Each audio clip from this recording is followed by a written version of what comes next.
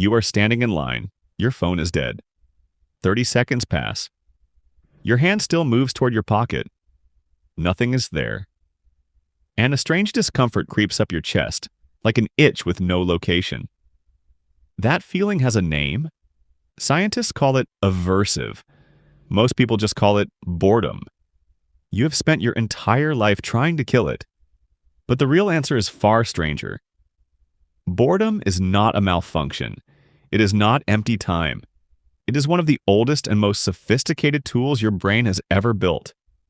And it may be the reason your species is still here at all. Start with what boredom actually feels like.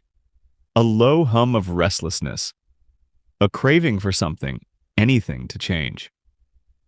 Researchers Aaron Westgate and Timothy Wilson at the University of Virginia ran an experiment in 2014 that became famous for a simple, brutal reason.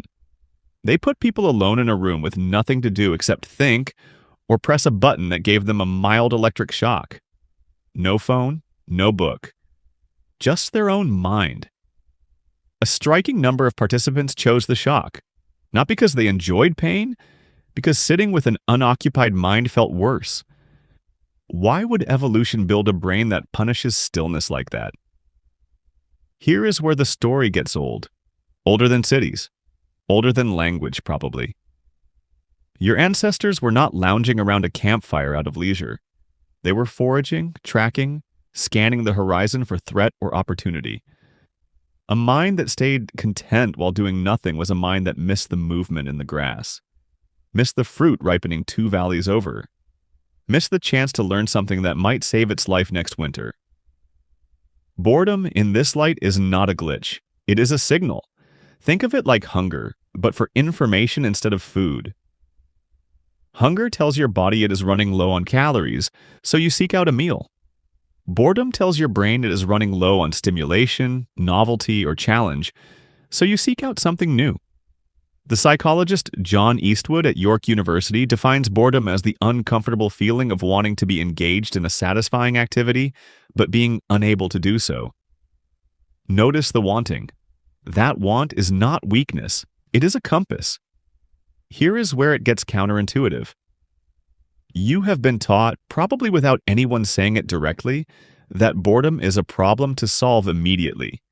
A void to fill. So you fill it. Scroll, snack, refresh. Refresh again. But a 2014 study published by Wilson and colleagues in the journal Science found something almost funny. When people were bored and given a device, they used it constantly, even when they said they hadn't enjoyed the previous burst of scrolling. The boredom didn't go away. It just got interrupted over and over without ever being resolved. That is the twist your ancestors would not recognize. They lived in a world without infinite interruption. When boredom hit them, there was nowhere to hide from it, and so they had to do something a stimulated brain rarely does anymore. They had to think.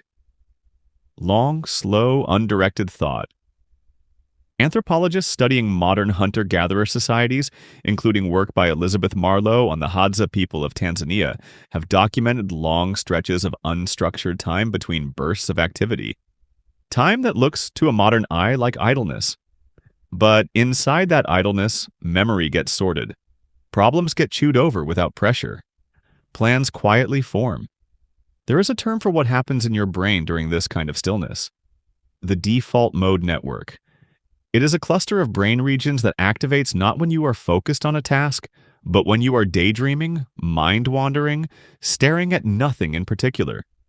Neuroscientist Marcus Rachel first mapped this network in the early 2000s, and what researchers have found since is remarkable.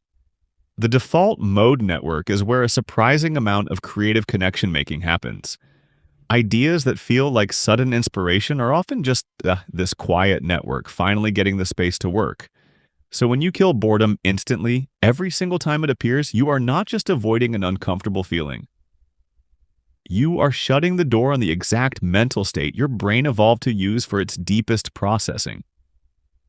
Novelists talk about their best ideas arriving in the shower. Scientists describe breakthroughs on long walks. Why there, and not at a desk staring at a screen, chasing constant input. Because the shower and the walk are boring enough to let the default mode network finally switch on. Consider a child left alone in a room with a cardboard box and nothing else. Within a few minutes, the box becomes a spaceship, then a cave, then a puppet theater. No one taught the child to do that. Boredom did. A 2014 study by Sandy Mann at the University of Central Lancashire found that people who completed a boring task before a creative one generated more original ideas than people who went straight into the creative task. But here is the uncomfortable modern mirror. Your ancestors' boredom was capped.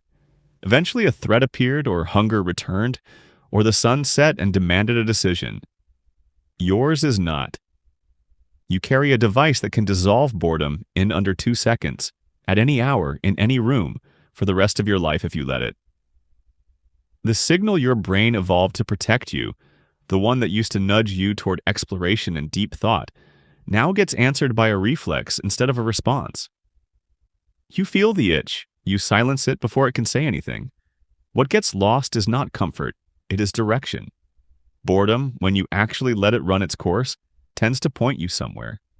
Toward the conversation you have been avoiding. Toward a project you have abandoned. Toward a memory that needed revisiting. When you interrupt it every time, you never find out where it was trying to send you. You just keep resetting the signal back to zero, again and again, without ever reading the message.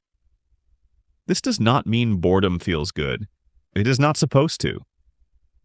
Discomfort is the entire mechanism. A signal that felt pleasant would never motivate you to change anything. The itch has to itch. What matters is what you do in the gap between feeling it and reaching for relief. Sit in that gap for even a few minutes, and something predictable happens. The mind starts generating, not always brilliance. Sometimes it is just an old memory or an unrelated worry, but often, if you stay a little longer, something more useful surfaces. A question you had stopped asking yourself. There is a reason ancient thinkers, long before neuroscience existed, kept circling back to stillness as a source of insight.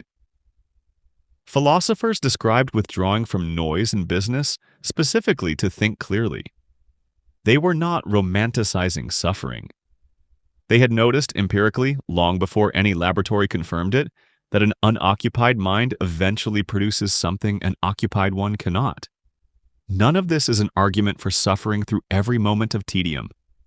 Chronic, inescapable boredom, the kind tied to a life with no agency or possibility, is genuinely damaging, and researchers link it to real declines in well-being. That is a different animal. What is being described here is smaller and stranger. The ordinary, everyday itch. The line at the store. The empty 5 minutes before a meeting. The walk with no podcast in your ears. Those small pockets are where the old machinery still works if you let it run. So tonight, when that familiar restlessness creeps in and your hand drifts towards your pocket, pause for just a moment before you reach for relief. Sit in the itch. Let it ask its question. Because that feeling was never a flaw in you. It was your ancestors' oldest tool for finding what came next, quietly waiting for you to stop interrupting it long enough to listen.